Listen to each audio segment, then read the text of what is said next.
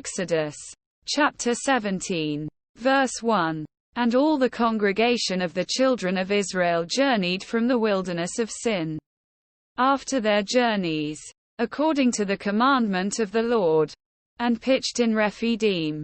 And there was no water for the people to drink. Verse 2. Wherefore the people did chide with Moses, and said, Give us water that we may drink. And Moses said unto them, Why chide ye with me?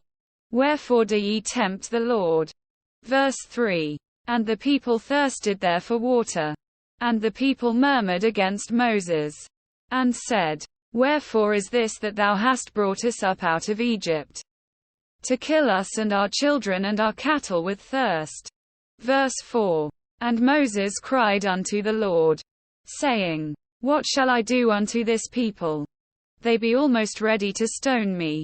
Verse 5. And the Lord said unto Moses, Go on before the people, and take with thee of the elders of Israel, and thy rod, wherewith thou smotest the river, take in thine hand, and go. Verse 6.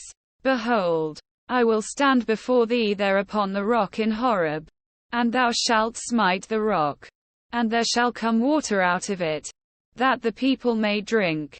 And Moses did so in the sight of the elders of Israel. Verse 7. And he called the name of the place Massah, and Meribah, because of the chiding of the children of Israel, and because they tempted the Lord, saying, Is the Lord among us, or not? Verse 8. Then came Amalek, and fought with Israel in Rephidim. Verse 9. And Moses said unto Joshua, Choose us out men, and go out, fight with Amalek. Tomorrow I will stand on the top of the hill with the rod of God in mine hand. Verse 10. So Joshua did as Moses had said to him, and fought with Amalek. And Moses, Aaron, and Hur went up to the top of the hill. Verse 11.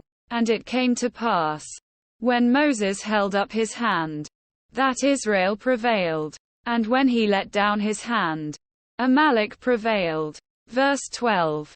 But Moses' hands were heavy, and they took a stone, and put it under him, and he sat thereon. And Aaron and Hur stayed up his hands, the one on the one side, and the other on the other side. And his hands were steady until the going down of the sun. Verse 13. And Joshua discomfited Amalek and his people with the edge of the sword. Verse 14. And the Lord said unto Moses, Write this for a memorial in a book, and rehearse it in the ears of Joshua. For I will utterly put out the remembrance of Amalek from under heaven. Verse 15. And Moses built an altar, and called the name of it Jehovah Nissi. Verse 16. For he said, Because the Lord hath sworn that the Lord will have war with Amalek from generation to generation.